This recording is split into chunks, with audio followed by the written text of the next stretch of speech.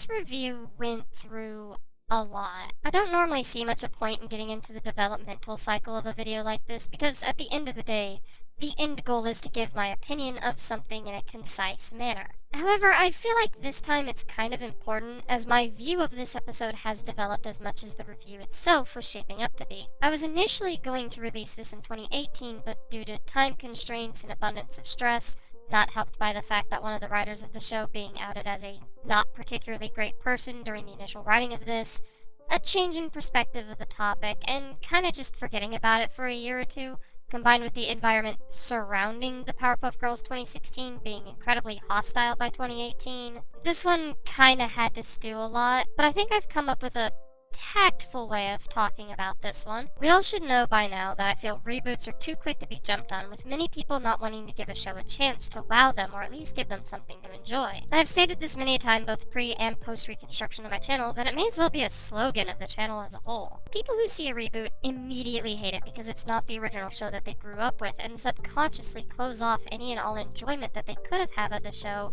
when they finally do see the shows in question, regardless of the actual quality. From everything that I have seen, while there are certainly flaws in each of these reboots, most are just okay. Flawed, but not, like, the worst things in existence. Like, take Thundercat's Roar for example. Maybe the animation looks strange to people, being pretty abstract and shapeless, leaving every character malleable to put emphasis on certain things on the screen. I personally thought it had a similar shapeless appeal to OKKO, and honestly, I enjoyed the animation. I thought it drew the viewer's attention to important spots well enough, but I could understand why someone might not like it, considering it doesn't really follow the typical rules of animation. And the writing was fine. It was a little boring, but it's easily not the worst thing in the world. With that said, I still constantly see more people rail on X thing despite never seeing it, never playing it, never experiencing it, or seeing so little of it that their opinion could be outdated in an instant or as an awful side effect of tunnel vision. I think some people specifically looked at the Powerpuff Girls reboot in the latter light way too often that I even went out of my way to binge watch the show myself just out of curiosity. And I gotta say, I was genuinely enjoying myself. Sure, not every episode hits home, not every episode is within my list of favorites, hell, not every episode is even one I can consider good. In fact, yes, I would even go to say that a lot of the earlier episodes, specifically in regards to Season 1, are some of those examples. Painbow is an inconsistent mess of an episode that didn't understand its own internal logic regarding Allegro's powers. Horn Sweet Horn is too ham-fested with its morals and very preachy as a result. Man Up and subsequently any episode with Man Boy rely way too much on stereotypes that there's no real room to actually write past that, and so they feel encased and written too much into a corner. So, of course, there's bad episodes. I mean, no one can strike gold 100% of the time. It happens even to the best of shows. It's whatever. But the more that I went through the show, I found episodes that really aren't that bad, honestly. Not claiming them to be perfect either, before anyone writes me off as this big apologist for bad TV and wants to just let executives do whatever they want, never to try to make good programming, as I've actually seen people do to others who defend heavily panned shows in the past. I'm merely just saying that this show was overhated, and people refused to give the show much a chance to actually be decent when it initially aired come 2016. And even though that's not the popular perception nowadays, I still thought of it as a little unfair when I initially started writing this review. So in this video, I just kind of want to sit down and just kind of ramble about one episode in particular that I really liked from the show because, well, frankly, I've been holding off on a lot of my backlog for reviews because I've wanted to get this one in particular done. So if you'll indulge me and allow me to get this out of my system, the episode is titled Bubbles the Blue, and generally speaking, it tries its hardest to be an understandable allegory for depression. Now, there seems to be a bit of problem with that from the get-go. Like, I don't think it's impossible for a show of this caliber to talk about a serious subject matter like this. In fact, conversely, I accept and encourage it. But I could understand why one might be dismissive or otherwise concerned with a show like the Powerpuff Girls 2016 reboot to, talk about something like that. Though, if I'm to give the show the benefit of doubt, I actually think it does pretty okay in showing aspects of depression for a much younger audience. thoughts. We start the episode with Blossom and Buttercup getting into a debate about whether or not dolphins can speak Spanish, with neither coming to a conclusion. They go ask Bubbles what she thinks before finding her on the bed, staring at the ceiling, obviously not feeling in high spirits. Explaining this to her sisters, they freak out because Bubbles is normally the peppy one of the three. Now, while there may not be a lot to cover in such a short and simple episode such as this, I do find this particular scene to be pretty important. Bubbles is the cheery one. She's often seen making the best out of bad situations,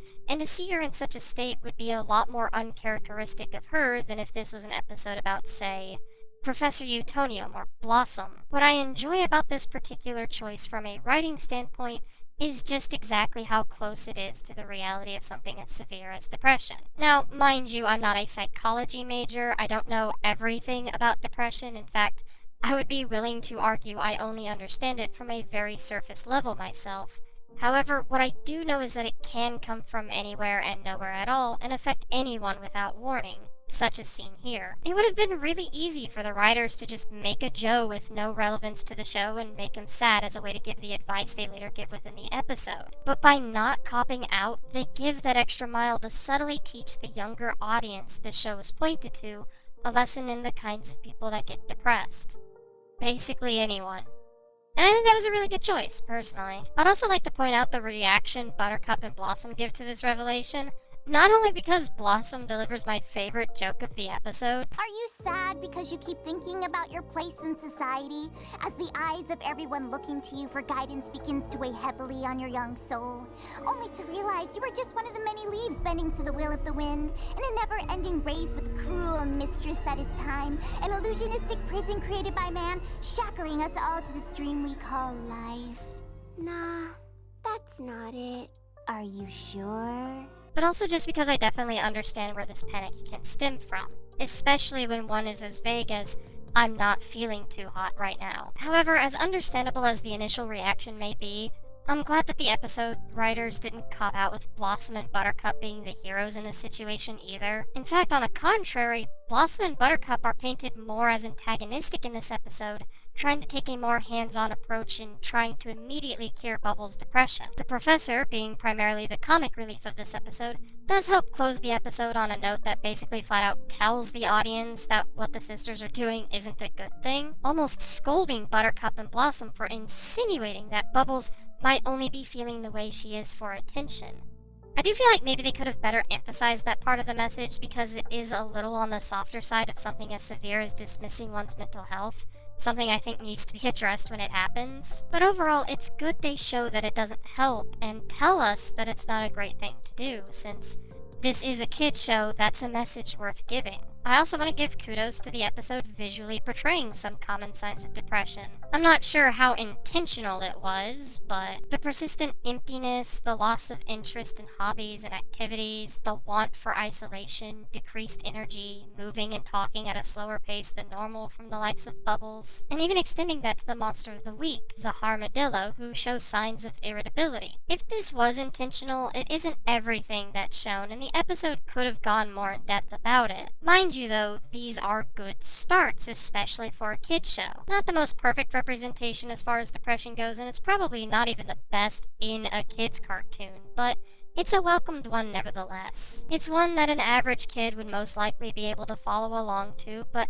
then again, I could also be talking out of my ass, and maybe it's not that good when you actually understand the nuances of the conversation. But, you know, I never claimed to be a professional. Now, the main concern that I have with this episode comes into the fact that they sugarcoat it as sadness. Sadness is a basic human emotion that definitely feels more all-encompassing, but at the end of the day, one can cheer up from sadness. You can laugh, you can feel comfort, you're still able to function, and by all accounts, so can those suffering from depression. I'm not saying that depression makes you helpless, but depression is more likely to get in the way of one's normal routine than sadness. That said, I get why they sugarcoated it. It's easier for the kids to understand you get sad sometimes over depression is a crippling mental disorder, but I do wonder if that might muddy the allegory that the writers might have been trying to bring to the table. But otherwise, I think this episode is fine. It's definitely not perfect, not by a long shot, but it's easily not the bane of humanity people would have expected it to be, coming from a show with as much unnecessary backlash as this show got. Anyway, I have finally sat down to write this review.